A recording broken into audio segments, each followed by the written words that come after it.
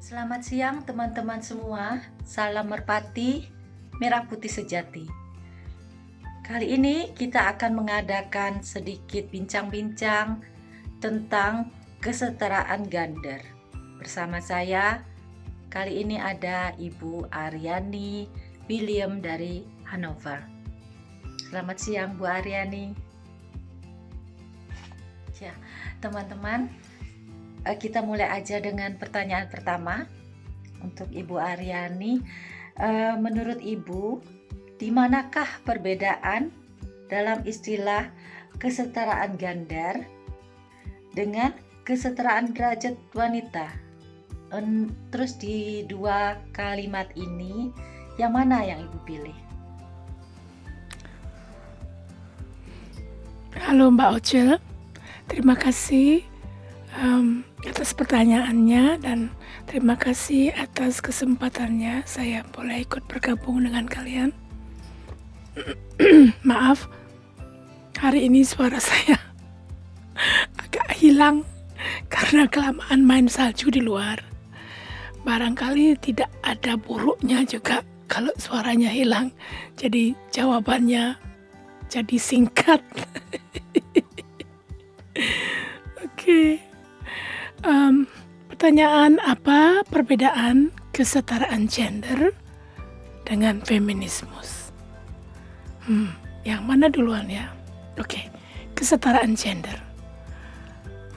Sebelum kita bicara dengan kesetaraan, kita bicara dengan gender dulu. Kalau yang dimaksud adalah perempuan dan laki-laki, kita harus bisa juga membuka sedikit mata lebih lebar.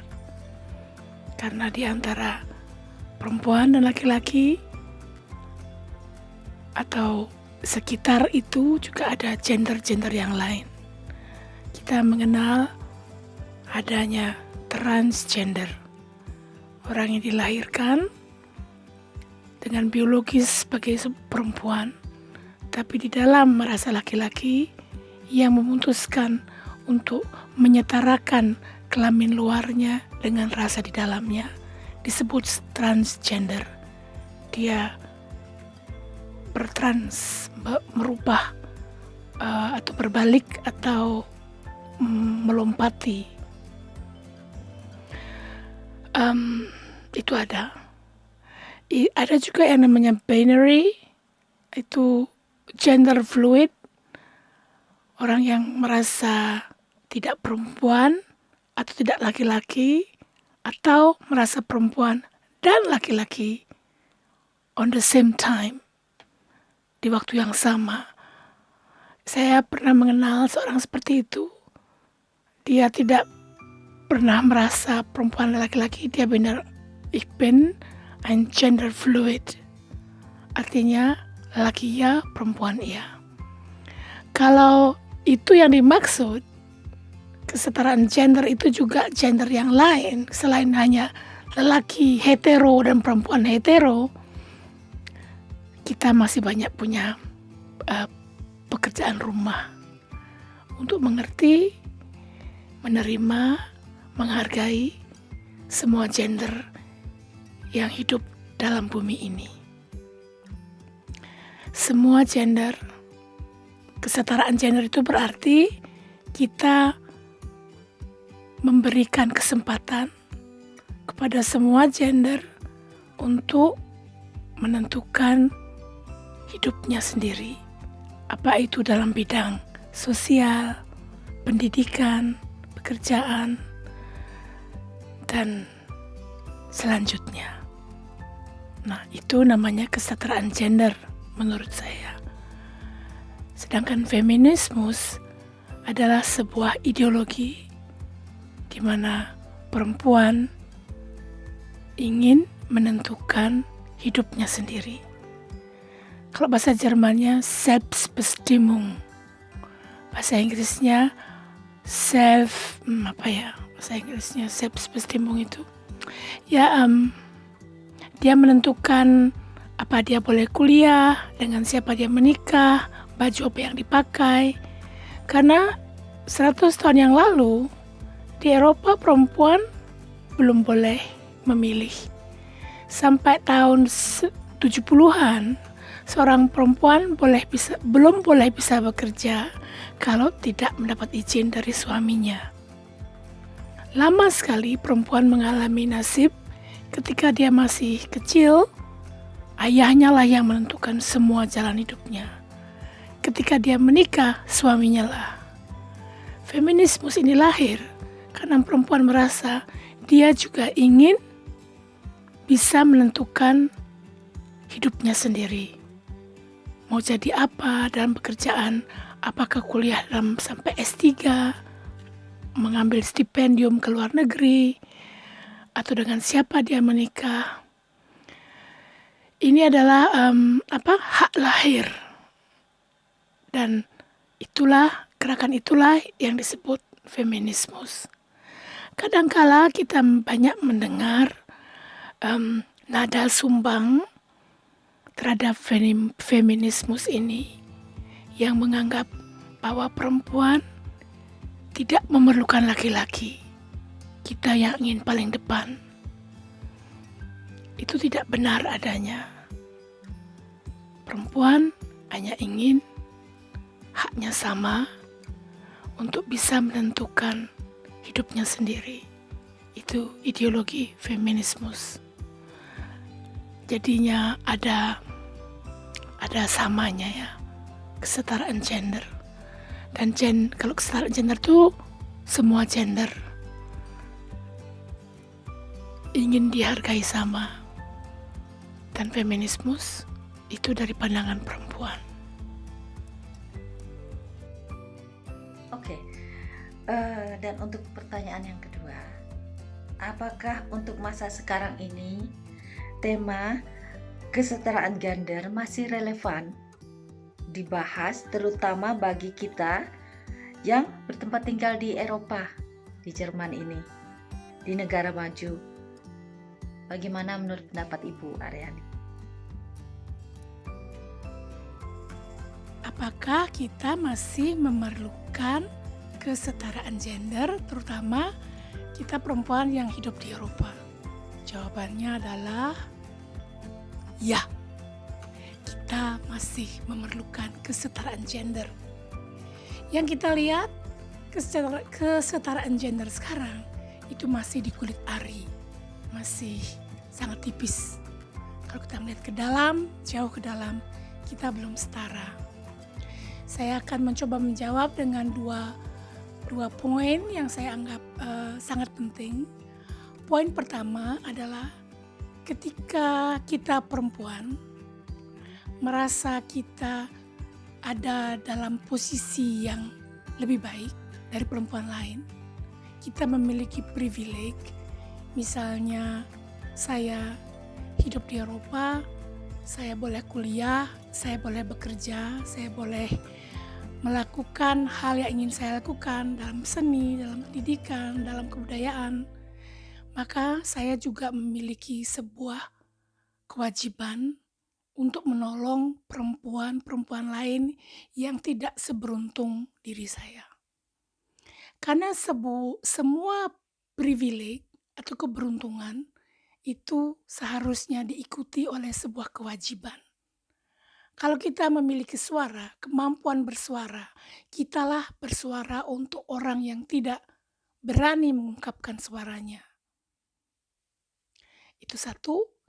Yang kedua adalah selama masih ada anak yang dimutilasi alat kelaminnya, selama masih ada perempuan yang diperbudak, yang gajinya sangat kecil, yang disiksa oleh majikan, selama masih ada anak-anak yang menderita di tempat pengungsian, korban dari peperangan, kesetaraan gender itu masih sangat diperlukan. Karena tidak hanya orang yang tinggal di Eropa yang mempunyai keberuntungan yang bagus saja yang boleh menikmati apa yang kita nikmati.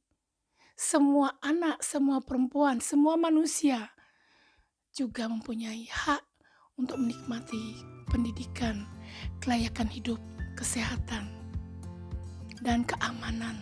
Tidak merasa harus dikejar-kejar karena mereka berbeda agama, dengan agama yang dimiliki oleh negara itu, karena mereka minoritas, karena mereka miskin. Daripada itu, jawabannya sangat jelas, iya.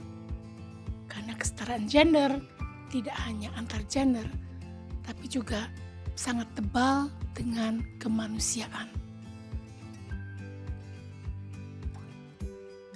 Dan selanjutnya, untuk di daerah kita, di wilayah Indonesia khususnya, kesetaraan gender ini bagaimana dan apakah kasus yang paling berat, paling penting, yang sangat-sangat perlu kita perjuangkan untuk sekarang ini?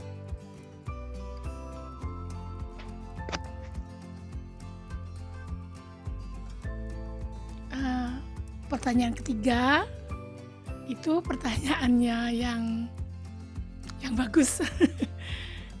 Agak sulit ya barangkali dijawab ya. Apa yang penting kita perhatikan dalam berkewarganegaraan Indonesia dalam tema ini? Yang saya lihat, tema yang kita sekarang harus perhatikan adalah mindfulness, rasa kemanusiaan. Ketika kepemerintahan atau pemimpin yang bersumpah, yang berjanji untuk melindungi rakyat dengan terbuka, berani berkorupsi, dengan terbuka mencaci maki atau merendahkan rakyat,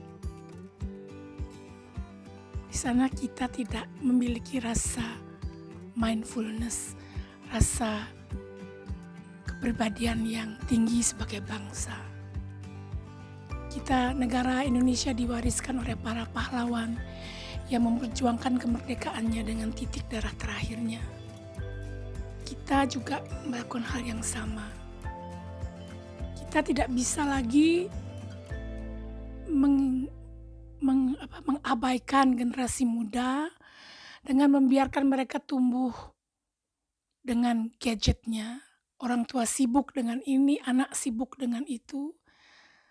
Di masa pandemi ini saya melihat sebuah kesempatan besar di mana kita bisa merubah cara kita berkeluarga, cara kita berkomunikasi, cara kita memimpin, cara kita mengajar, cara kita berkemanusiaan satu sama lain. Dan krisis kemanusiaan ini atau krisis kepribadian utama ini tidak hanya dialami oleh Indonesia, juga dialami oleh kita semua di seluruh dunia. Kita menghabiskan resource atau sumber bumi dan alam. Kita membuang plastik ke laut. Kita membeli barang murah sekali, dan kita tahu di tempat lain barang itu diproduksi oleh orang-orang yang diperbudak.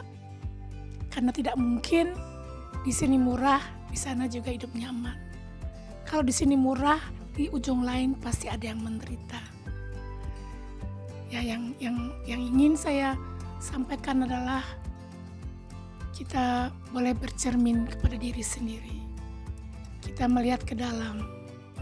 Kita berlatih mencintai diri sendiri. Selbstliebe, Selbstschätzungen, self-love. Hubungan kita dengan alam semesta yang kita bisa harmoniskan lagi. Hubungan kita antar manusia. Kita melihat manusia adalah saudara kita.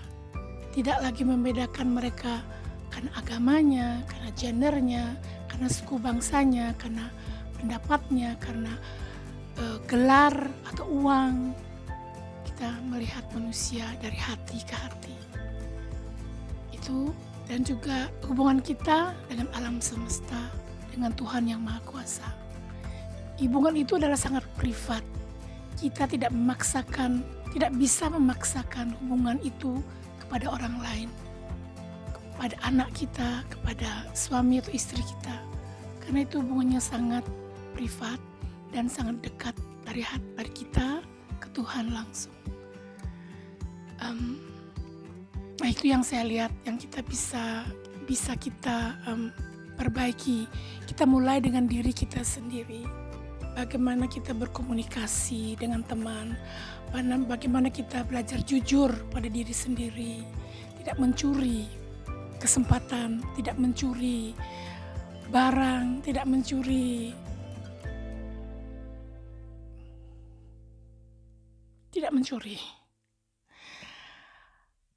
Dan itu yang saya pikir sekarang ini bisa kita kerjakan bersama. Ya, hanya membicarakan itu saya menjadi sangat terharu karena hal ini sangat dekat di hati saya. Saya melihat banyak orang ketakutan tentang eksistensinya karena toko-toko pada tutup, perusahaan pada macet, orang tidak punya pekerjaan. Sekarang adalah saat kita menunjukkan persaudaraan kita sesama manusia. Tidak mengambil keuntungan sendiri, tetapi membagi. Hidup kita barangkali cuma sampai 70-80 tahun. Untuk apa kita menimbun banyak harta? Lebih baik kita bagikan bersama saudara kita. Kalau tidak punya harta yang dibagikan, bagikanlah perhatian. Bagikan doa, bagikan cinta. Bagikan kelembutan dalam berbicara. Ya saya pikir segitu aja. Karena saya langsung merasa sangat sangat dekat ya. Terenyuh saya kalau saya mengingat betapa besarnya kesempatan yang diberikan oleh alam semesta di zaman pandemi ini untuk mengaca, untuk melihat diri sendiri. Ya, kita sekarang ada dalam pertanyaan terakhir ya, nggak kerasa. Pertanyaan terakhir adalah bagaimana kita dalam keluarga kita sendiri menghadapi masalah ini terhadap anak-anak wanita kita, anak-anak perempuan kita, memberikan mereka masukan jika mereka ada dalam situasi tersebut, dalam pelecehan misalnya. Bagaimana pendapat Ibu? Oh, pertanyaan yang keempat ini bagus sekali pertanyaannya Mbak Oce. Saya senang kalau orang bertanya apa yang bisa kita lakukan. Biasanya seringkali kalau ada sesuatu yang nggak benar kita nyalahin pemerintah, nyalahin ekonomi, nyalahin ini itu, selalu menyalahin yang keluar. Dan pertanyaannya apa yang bisa kita lakukan, itu luar biasa. Apa yang saya barangkali jawab 2 atau 3 jawaban poin yang saya pikir penting sekali. Yang pertama adalah edukasi, pendidikan seksual itu sangat penting. Walaupun sering kita dengar tidak perlu di sekolah diajarkan. Karena kita menyalah artikan apa itu pendidikan seksual. Kita mikir hubungan seksual, senggama, seks, langsung takut mendengarnya. Padahal pendidikan seksual itu adalah juga melingkup reproduksi, hormon, perubahan tubuh, perubahan rasa, dan banyak hal dalam kesehatan ya, dan juga psikologis. Itu juga bisa ditangkap atau diberikan penjelasan atau pencerahan dalam pendidikan seksual. Pernah saya dengar dari Indonesia ada yang bilang kalau berenang bersama kita bisa hamil. Nah itu bukti betapa pentingnya pendidikan seksual itu.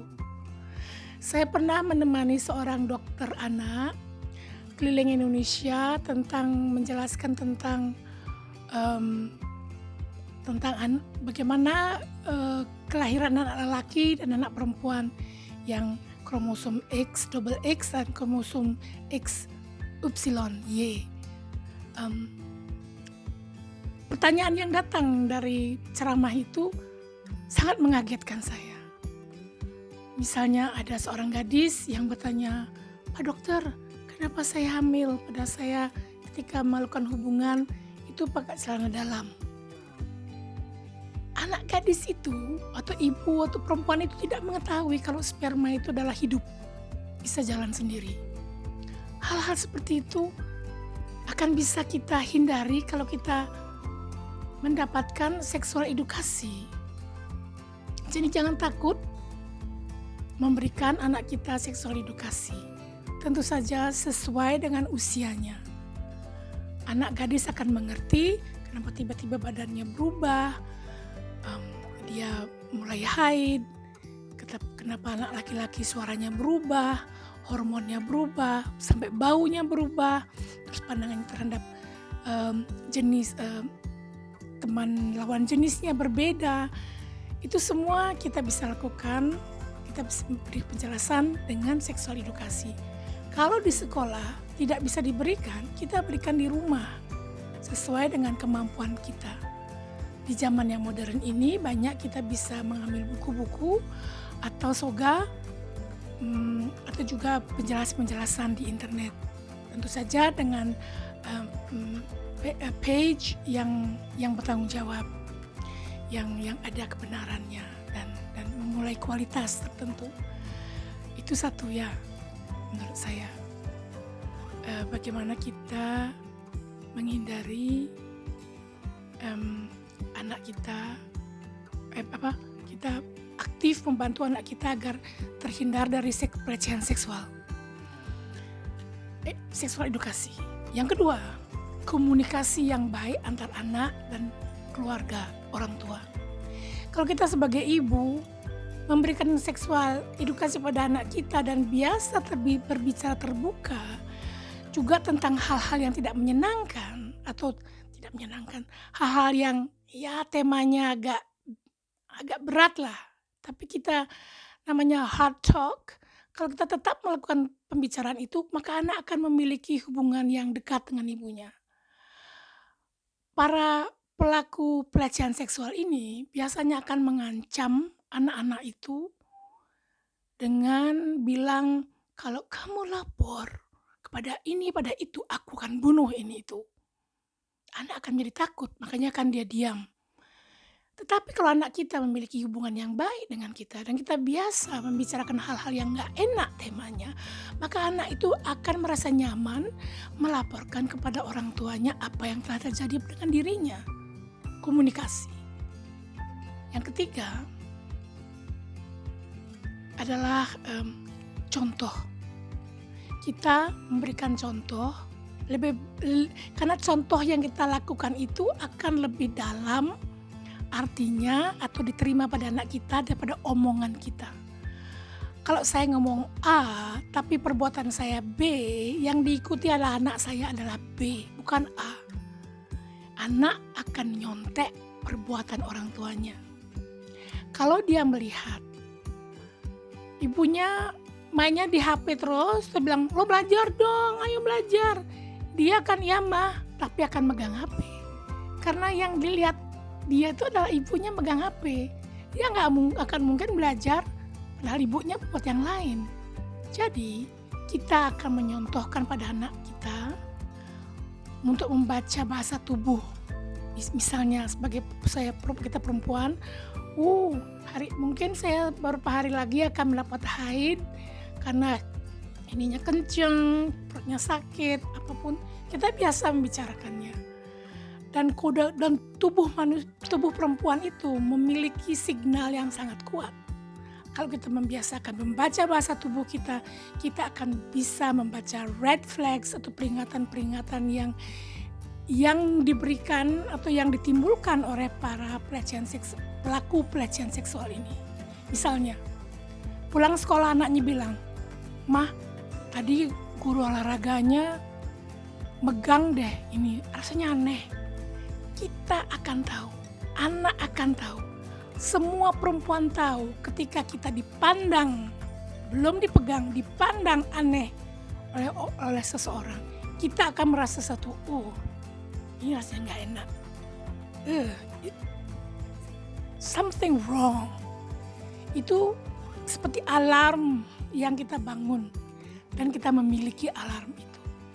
Yang penting kita lakukan adalah membersihkan dan mengaktifkan alarm itu.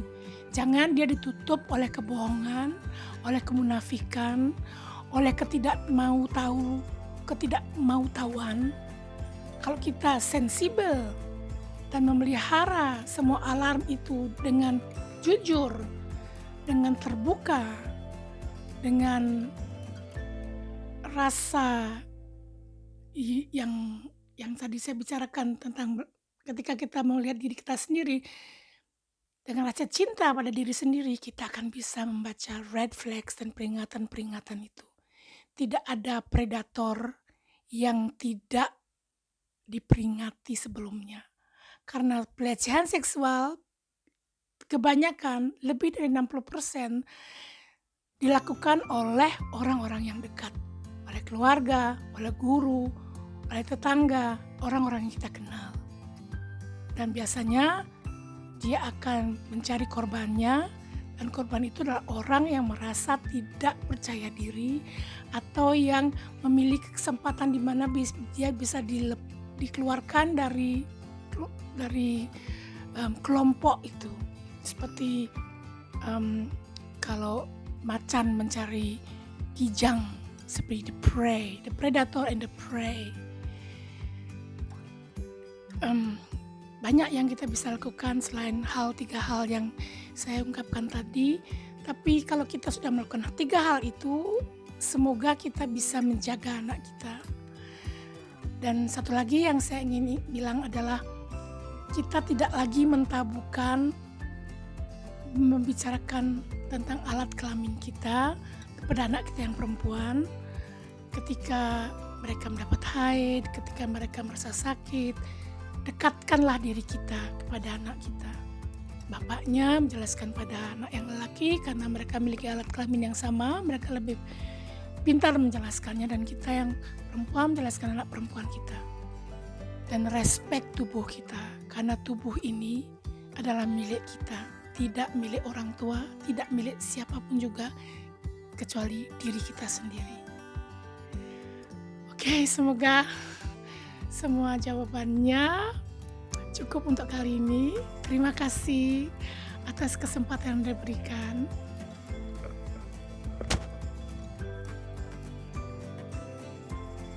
Wow, penjelasan yang sangat-sangat mencerahkan. Terima kasih untuk waktunya Bu Aryani.